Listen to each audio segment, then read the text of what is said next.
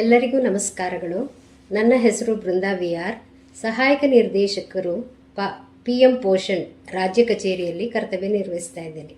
ಈ ದಿನದಂದು PM ಪೋಷಣ್ ಅಡಿಯಲ್ಲಿ ಯೂಟ್ಯೂಬ್ ಚಾನೆಲ್ ಮೂಲಕ ಮಧ್ಯಾಹ್ನ ಉಪಹಾರ ಯೋಜನೆ ಅಡಿಯಲ್ಲಿ ಕಾರ್ಯನಿರ್ವಹಿಸುತ್ತಿರುವ ಅಡುಗೆ ಸಿಬ್ಬಂದಿಗಳಿಗೆ ವೃತ್ತಿ ಸಾಮರ್ಥ್ಯ ಅಭಿವೃದ್ಧಿಗಾಗಿ ತರಬೇತಿ ಕಾರ್ಯಕ್ರಮದಲ್ಲಿ ಪಾಲಿಸಬೇಕಾದ ಹಾಗೂ ಪಾಲಿಸಬಾರದ ಅಂಶಗಳ ಬಗ್ಗೆ ವಿವರವಾಗಿ ತಿಳಿಸುತ್ತಿದ್ದೇನೆ.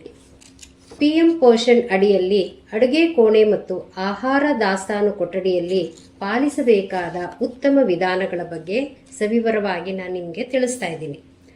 ಮೊಟ್ಟ ಮೊದಲನೇದಾಗಿ, ನೀವು ನಿಮ್ಮ ಮನೆಯ ಅಡುಗೆ ಮನೆಯನ್ನು ಎಷ್ಟು ಶುಚಿಯಾಗಿಟ್ಕೋತೀರೋ ಅದರಂತೆ ಶಾಲೆಯಲ್ಲಿ ಅಡುಗೆ ಮಾಡುವಂತಹ ಕೊಠಡಿಯನ್ನು ಸ್ವಚ್ಛವಾಗಿ ಇಟ್ಕೋಬೇಕು. ಯಾವುದೇ ರೀತಿಯ ಜೇಡರ ಬಲೆ ಆಗಲಿ, ಕ್ರಿಮಿಕೀಟಗಳು, ಹಲ್ಲಿ ಜಿರಳೆಗಳು ಓಡಾಡದೇ ಇರುವ ಹಾಗೆ ಸ್ವಚ್ಛವಾಗಿಟ್ಕೊಳ್ಳಿ. ನಂತರ ಕಸ ಗುಡಿಸಿ ಶುದ್ಧವಾದ ನೀರಿನಿಂದ ಒರೆಸಿ ಅಡುಗೆ ಕೋಣೆಯಲ್ಲಿ ಎಲ್ಲ ರೀತಿಯ ಸಿದ್ಧತೆಗಳನ್ನು ಮಾಡಿಕೊಳ್ಳಿ. ಅಡಿಗೆಗೆ ಬಳಸುವಂತಹ ಪಾತ್ರೆಗಳನ್ನು ಬಳಸುವ ಮುಂಚೆ ಶುದ್ಧವಾದ ನೀರಿನಿಂದ ತೊಳೆದು, ಅಡುಗೆ ಮಾಡಿ ಬಳಸಿದ ನಂತರವೂ ಶುದ್ಧವಾದ ನೀರಿನಿಂದ ತೊಳೆದು ಅದನ್ನು ಒಣಗುವ ರೀತಿಯಲ್ಲಿ ಅಡುಗೆ ಮನೆಯಲ್ಲಿ ಶೇಖರಣೆ ಮಾಡಬೇಕು. ಯಾವುದೇ ರೀತಿಯ ಕಿಲುಬಿರ್ತಕ್ಕಂಥ ಪಾತ್ರೆಗಳನ್ನು ನೀವು ಅಡುಗೆಗೆ ಬಳಸಬಾರ್ದು. ಅಡುಗೆ ಮಾಡೋದಕ್ಕೆ ನಾವು ಏನು ದವಸ ಧಾನ್ಯಗಳನ್ನು ಬಳಸ್ತೀವಿ, ಅಡುಗೆಗೆ ಮುಂಚೆ ಅದನ್ನು ಸ್ವಚ್ಛಗೊಳಿಸಿ ಶುದ್ಧವಾದ ನೀರಿನಿಂದ ತೊಳ್ಕೋಬೇಕು. ತರಕಾರಿಗಳನ್ನು ಹೆಚ್ಚುವ ಮುಂಚೆನೆ ಶುದ್ಧವಾದ ನೀರಿನಲ್ಲಿ ತೊಳೆದು ನಂತರ ಅದನ್ನು ಹೆಚ್ಚಿ ಅಡುಗೆಗೆ ಬಳಸೋದ್ರಿಂದ ಅದರಲ್ಲಿರುವ ಪೌಷ್ಟಿಕಾಂಶಗಳು ಹಾಗೇ ಉಳಿದು ಮಕ್ಕಳಿಗೆ ನೇರವಾಗಿ ಆಹಾರದಲ್ಲಿ ಸೇರ್ಕೋತದೆ. ಇದು ಉತ್ತಮವಾದಂತಹ ವಿಧಾನ. ನಂತರದಲ್ಲಿ ಕುಡಿಯುವ ನೀರನ್ನು ಶೇಖರಣೆ ಮಾಡುವಂತಹ ಪಾತ್ರೆಗಳು ಶುದ್ಧವಾಗಿದ್ದು 2 ದಿನಗಳಿಗೊಮ್ಮೆ, ಸಾಧ್ಯವಾದಷ್ಟು 2 ದಿನಗಳಿಗೊಮ್ಮೆ ಅದನ್ನು ತೊಳೆದು ಶುದ್ಧವಾದ ನೀರನ್ನು ಶೇಖರಿಸಿ ಅದರ ಮೇಲೆ ಒಂದು ಅಗಲವಾದ ತಟ್ಟೆಯಿಂದ ಮುಚ್ಚಿಡಬೇಕು. ಯಾವುದೇ ರೀತಿಯ ಹುಳ ಹುಪ್ಪಟೆಗಳು ಅದರಲ್ಲಿ ಬೀಳದೇ ಇರುವ ಹಾಗೆ ಅದನ್ನು ಗಮನ ಹರಿಸಬೇಕು. ಮಕ್ಕಳಿಗೂ ಕುಡಿಯುವ ನೀರನ್ನು ಶುದ್ಧವಾದ ಪಾತ್ರೆಗಳಲ್ಲೇ ಶೇಖರಿಸಿ ಕೊಡುವಂಥ ವ್ಯವಸ್ಥೆಯನ್ನು ನೀವು ಮಾಡ್ಕೋಬೇಕು. ಇನ್ನು ಆಹಾರ ಶೇಖರಣೆ ಮಾಡುವ ದಾಸ್ತಾನು ಕೊಠಡಿ ಏನಿದೆ, ಪ್ರತಿ ವಾರ ಅದನ್ನು ಶುಚಿಗೊಳಿಸಬೇಕು, ಡೀಪ್ ಕ್ಲೀನಿಂಗ್ ಮಾಡಬೇಕು. ಯಾವುದೇ ಜೇಡ ಇಲ್ಲದೆ ಇರೋ ಹಾಗೆ, ಹುಳ ಹುಪ್ಪಟೆಗಳು ಇಲ್ಲದೆ ಇರೋ ಹಾಗೆ, ಕಾಳುಗಳಿಗೆ ನುಸಿ ಬರದೇ ಇರುವ ರೀತಿಯಲ್ಲಿ ನೀವು ಶುಚಿ ಮಾಡಿ ಶೇಖರಣೆ ಮಾಡಬೇಕು. ಶುಚಿ ಮಾಡಿರ್ತಕ್ಕಂಥ ದವಸ ಧಾನ್ಯಗಳನ್ನು ಸಾಧ್ಯವಾದಷ್ಟು ಟೈಟಾಗಿ ಇರ್ತಕ್ಕಂಥ ಮುಚ್ಚಳ ಇರುವ ಡಬ್ಬಿಯಲ್ಲಿ ಶೇಖರಣೆ ಮಾಡೋದು ಉತ್ತಮ. ಇಲಿ ಹೆಗ್ಗಣಗಳು ಓಡಾಡದೇ ಇರುವ ಹಾಗೆ ನೀವು ನೋಡ್ಕೋಬೇಕು. ಆಮೇಲೆ FIFO ಮತ್ತು FEFO ನಿಯಮಗಳನ್ನು ನೀವು ಪಾಲಿಸಬೇಕು. ಇವೆರಡು ಏನು ಹೇಳುತ್ತವೆ ಅಂದರೆ, ಯಾವ ದಾಸ್ತಾನು ಮೊದಲು ಬರ್ತದೆ ಅದನ್ನು ನೀವು ಮೊದಲು ಬಳಸ್ಕೋಬೇಕು, ನಂತರದಲ್ಲಿ ಬಂದಂತಹ ದಾಸ್ತಾನನ್ನ ನಂತರ ಬಳಸ್ಕೋಬೇಕು. ಈ ನಿಟ್ಟಿನಲ್ಲಿ ನೀವು ಮಾಡೋದ್ರಿಂದ ಯಾವುದೂ ಪದಾರ್ಥಗಳು ಹಾಳಾಗೋದಿಲ್ಲ. ಇನ್ನು ಈ ಹಾಲಿನ ಪುಡಿ ಮತ್ತು ಸಾಯಿಶ್ಯೂರ್ ರಾಗಿ ಮಾಲ್ಟ್ ಇವನ್ನು ನೀವು ಬಳಸುವಾಗ ಬಹಳ ಎಚ್ಚರಿಕೆಯಿಂದ ಗಮನ ಹರಿಸಬೇಕು. ಕೆಲವು ಕಡೆ ತೆರೆದ ಪೊಟ್ಟಣಗಳನ್ನು ಹಾಗೆ ಇಟ್ಕೋತೀರಾ, ಮರುದಿನ ಬಂದು ಅದನ್ನು ಬಳಸ್ತೀರಾ. ಇದು ತಪ್ಪು.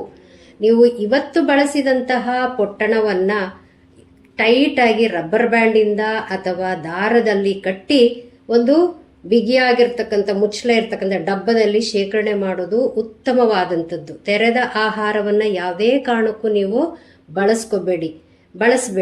ಮತ್ತೆ ಈ ಹಾಲಿನ ಪುಡಿಯಿಂದ ಮಜ್ಜಿಗೆ ಅಥವಾ ಮೊಸರನ್ನ ಮಾಡಿ ಯಾವುದೇ ಕಾರಣಕ್ಕೂ ಮಕ್ಕಳಿಗೆ ಬಡಿಸೋದಕ್ಕೆ ಹೋಗಬೇಡಿ. ಈ ಎಲ್ಲ ಶೇಖರಣೆ ಮಾಡುವಂತಹ ವಿಧಾನ ಏನಿದೆ, ಈ ದಾಸ್ತಾನದಲ್ಲಿ ಚೀಲಗಳನ್ನು ಗೋಡೆಯಿಂದ ಅರ್ಧ ಅಡಿ ಮುಂದಕ್ಕೆ ಕೆಳಗೆ ಒಂದು ಹಲಗೆ ಅಥವಾ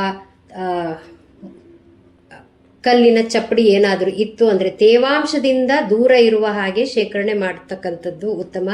ಇನ್ನು ಮಸಾಲೆ ಪದಾರ್ಥಗಳು ಬಂದಾಗ ಅವನ್ನ ಏರ್ ಟೈಟ್ ಇರ್ತಕ್ಕಂಥ ಜಾರ್ಗಳಲ್ಲಿ ಶೇಖರಣೆ ಮಾಡಿ ನೆಲದಿಂದ ಮೇಲೆ ಇಡುವ ವ್ಯವಸ್ಥೆಯನ್ನು ನೀವು ಮಾಡ್ಕೋಬೇಕು. ಬಂದಿರತಕ್ಕಂಥ ದಾಸ್ತಾನು ಅಥವಾ ಪೊಟ್ಟಣಗಳ ಮೇಲಿರ್ತಕ್ಕಂಥ ದಿನಾಂಕವನ್ನ ನೀವು ಗಮನಿಸಿ ಅವಧಿ ಮೀರಿದ್ರೆ ಯಾವುದೇ ಕಾರಣಕ್ಕೂ ಅಂತಹ ದಾಸ್ತಾನನ್ನ ನೀವು ಬಳಸಬಾರ್ದು, ಮಕ್ಕಳಿಗೆ ಅದನ್ನ ಕೊಡಬಾರ್ದು. ಶುಚಿಯಾಗಿ ರುಚಿಯಾಗಿ ತಯಾರಿಸಿರ್ತಕ್ಕಂಥ ಆಹಾರವನ್ನು ಶುಭ್ರವಾದ ಪಾತ್ರೆಗಳಲ್ಲಿ ಶೇಖರಿಸಿ ದೊಡ್ಡ ತಟ್ಟೆಗಳಿಂದ ಮುಚ್ಚಿಡುವುದು ಬಹಳ ಅವಶ್ಯಕ. ತಯಾರಿಸಿದ ಅಡಿಗೆಯನ್ನ ಮಕ್ಕಳಿಗೆ ಬಡಿಸುವ ಮುಂಚೆ ಶಿಕ್ಷಕರು ಹಾಗೂ ಅಡಿಗೆಯವರು ಅದರ ರುಚಿಯನ್ನು ನೋಡಿ ರುಚಿ ಪುಸ್ತಕದಲ್ಲಿ ನಮೂದಿಸುವುದು ಕಡ್ಡಾಯ.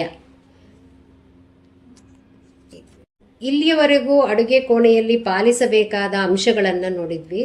ಇನ್ನು ಮುಂದೆ ಪಾಲಿಸಬಾರದಂತಹ ಅಂಶಗಳ ಕಡೆ ಗಮನ ಹರಿಸೋಣ. ಮೊದಲನೆಯದು, ಅಡುಗೆ ಕೋಣೆಯಲ್ಲಿ ಯಾವುದೇ ರೀತಿಯ ವಿಷಕಾರಕ ವಸ್ತುಗಳನ್ನ, ಉದಾಹರಣೆ ಸೀಮೆಎಣ್ಣೆ, ಇಲಿ ಪಾಷಾಣ, DDT ಪುಡಿ, ಗ್ಯಾಮ್ಯಾಕ್ಸಿನ್ ಪುಡಿ, ಸುಮಾರು ಇರುವೆಗಳು ಬರ್ತವೆ ಅಂತ ನಾವು ಇಟ್ಕೊಳ್ಳೋದು ಸಹಜ. ಆದರೆ ಇಂಥ ಯಾವುದೇ ವಸ್ತುಗಳನ್ನು ನಾವು ಅಡುಗೆ ಕೋಣೆಯಲ್ಲಿ ಇಟ್ಕೋಬಾರ್ದು. ಇನ್ನು ತೆರೆದ ಆಹಾರವನ್ನ ಯಾವುದೇ ಕಾರಣಕ್ಕೂ ನಾವು ಬಳಸಬಾರ್ದು. ಆಗಲೇ ಹೇಳ್ದಂಗೆ ಹಾಲಿನ ಪುಡಿಯನ್ನು ಬಳಸಿ ಕವರನ್ನ ಬಿಗಿಯಾಗಿ ಕಟ್ಟಿರೋದಿಲ್ಲ, ನಂತರದ ದಿನಗಳಲ್ಲಿ ಬಳಸಕ್ಕೆ ಹೋಗ್ತೀವಿ, ಅಂತಹ ಪದಾರ್ಥಗಳನ್ನು ನಾವು ಬಳಸಬಾರ್ದು. ಅವಧಿ ಮೀರಿದ ದಿನಾಂಕದ ದವಸ ಧಾನ್ಯ ಆಗಿರಲಿ, ಹಾಲಿನ ಪುಡಿ ಆಗಲಿ ನಾವು ಬಳಸ್ಕೋಬಾರ್ದು. ಮೇಲಿನ ರೀತಿಯಲ್ಲಿ ಅಡುಗೆ ಕೋಣೆಗಳನ್ನು ಅಸ್ವಚ್ಛತೆಯಿಂದ ಇಟ್ಕೊಂಡ್ರೆ ಅಲ್ಲಿ ಎಲ್ಲ ರೀತಿಯ ಕ್ರಿಮಿಕೀಟಗಳು ಉದ್ಭವವಾಗುವಂತಹ ಸಾಧ್ಯತೆಗಳಿರ್ತದೆ. ಆದ್ರಿಂದ ನಾವು ಎಷ್ಟು ಸಾಧ್ಯವೋ ಅಷ್ಟರ ಮಟ್ಟಿಗೆ ನಾವು ಅಡುಗೆ ಕೋಣೆಯನ್ನ ಸಾಧ್ಯವಾದಷ್ಟು ಶುಚಿಯಾಗಿಟ್ಕೊಳ್ಳೋದು ನಿಮ್ಮೆಲ್ಲರ ಕರ್ತವ್ಯ. ಯಾವುದೇ ಕಾರಣಕ್ಕೂ ನಿಮ್ಮ ಮಕ್ಕಳನ್ನ, ಚಿಕ್ಕ ಮಗು ಇತ್ತು ಅಂದ್ರೆ ಅಡುಗೆ ಮನೆಯಲ್ಲಿ ಕರ್ಕೊಂಬಂದದನ್ನ ಮಲಗಿಸಿ ಆರೈಕೆ ಮಾಡಿ ನೀವು ಈ ಕಡೆ ಅಡುಗೆ ಮಾಡುವಂಥದ್ದು ನಿಷಿದ್ಧ. ಇನ್ನು ಶಾಲಾ ಮಕ್ಕಳು ಅಡುಗೆ ಮನೆಗೆ ಪ್ರವೇಶಿಸೋದು ಕೂಡ ನಿಷಿದ್ಧ. ಯಾವುದೇ ಕಾರಣಕ್ಕೂ ಯಾವ ಮಗುವು ಅಡುಗೆ ಮನೆಯೊಳಗೆ ಪ್ರವೇಶಿಸುವಂತಿಲ್ಲ. ಇದರ ಬಗ್ಗೆ ಕಟ್ಟೆಚ್ಚರವನ್ನ ನೀವು ವಹಿಸ್ಕೋಬೇಕು. ಇನ್ನು ದೊಡ್ಡ ದೊಡ್ಡ ಪಾತ್ರೆಗಳಲ್ಲಿ ನೀವು ಅಡುಗೆ ಮಾಡಿ ಅದೇ ತಗೊಂಡು ನಾನು ಮಗುಗೆ ಬಡಿಸ್ತೀನಿ ಅಂತ ಹೋದ್ರೆ ಅಪಾಯಗಳು, ಅವಘಡಗಳು ಆಗುವಂತಹ ಸಾಧ್ಯತೆಗಳು ಹೆಚ್ಚು. ಹಾಗಾಗಿ ಮಾಡಿರ್ತಕ್ಕಂಥ ದೊಡ್ಡ ಪಾತ್ರೆಯಲ್ಲಿರುವ ಆಹಾರವನ್ನ ಚಿಕ್ಕ ಚಿಕ್ಕ ಪಾತ್ರೆಗಳಿಗೆ ಹಾಕೊಂಡು ಮಕ್ಕಳನ್ನ ಸಾಲಾಗಿ ಕೂರಿಸಿ ಸ್ವತಃ ತಾವೇ ಹೋಗಿ ಮಕ್ಕಳಿಗೆ ಊಟ ಬಡಿಸೋದು ತುಂಬಾ ಉತ್ತಮವಾದದ್ದು. ಆಗ ಯಾವುದೇ ಕಾರಣಕ್ಕೂ ಇಂತಹ ಅವಘಡಗಳು ಆಗೋದಿಕ್ಕೆ ಸಾಧ್ಯತೆ ಇರೋದಿಲ್ಲ. ಅಡುಗೆಯನ್ನ ಹಾಕೊಳ್ಳುವಾಗ ದೊಡ್ಡ ಪಾತ್ರೆಯನ್ನ ಹಾಗೆ ತೆರೆದಿಡಬಾರ್ದು. ಅವಘಡಗಳ ಅಲ್ಲೂ ಆಗೋ ಸಾಧ್ಯತೆಗಳಿರ್ತದೆ. ನೀವು ಬಡಿಸ್ಕೊಂಡ ನಂತರ ಆ ತೆರೆದ ಪಾತ್ರೆಯನ್ನ ತಟ್ಟೆಯಿಂದ ಮುಚ್ಚುವುದು ಸಹ ಅಷ್ಟೇ ಅವಶ್ಯಕವಾಗಿರುತ್ತದೆ.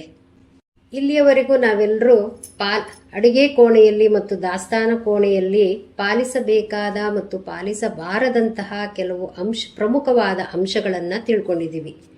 ಈ ಮಧ್ಯಾಹ್ನ ಉಪಹಾರ ಯೋಜನೆಯನ್ನು ಯಶಸ್ವಿಯಾಗಿ ಅನುಷ್ಠಾನಗೊಳಿಸಲು ಯಾವುದೇ ಅವಘಡಗಳು ಆಗದ ನಿಟ್ಟಿನಲ್ಲಿ 3 ಸೂತ್ರಗಳಾದ 1 ಶುಚಿತ್ವ, 2 ಸುರಕ್ಷತೆ ಮತ್ತು ಮಿತವ್ಯಯ ಇವುಗಳನ್ನು ನಾವು ಅಳವಡಿಸ್ಕೊಂಡು ನೀವೆಲ್ಲರೂ ಕೈ ಜೋಡಿಸ್ತೀರಾ ಎಂಬ ವಿಶ್ವಾಸದಿಂದ ಹಾಗೂ ನಿಮ್ಮ ಸುರಕ್ಷತೆ, ಮಕ್ಕಳ ಸುರಕ್ಷತೆಗಾಗಿ SOP ಮಾರ್ಗಸೂಚಿಯನ್ನು ಪಾಲಿಸ್ತೀರಾ ಅಂತ ಈ ಮೂಲಕ ಭಾವಿಸಿ ಈ ಒಂದು ತರಬೇತಿ ಕಾರ್ಯವನ್ನು ನಾನು ಮುಗಿಸ್ತಾ ಇದ್ದೇನೆ.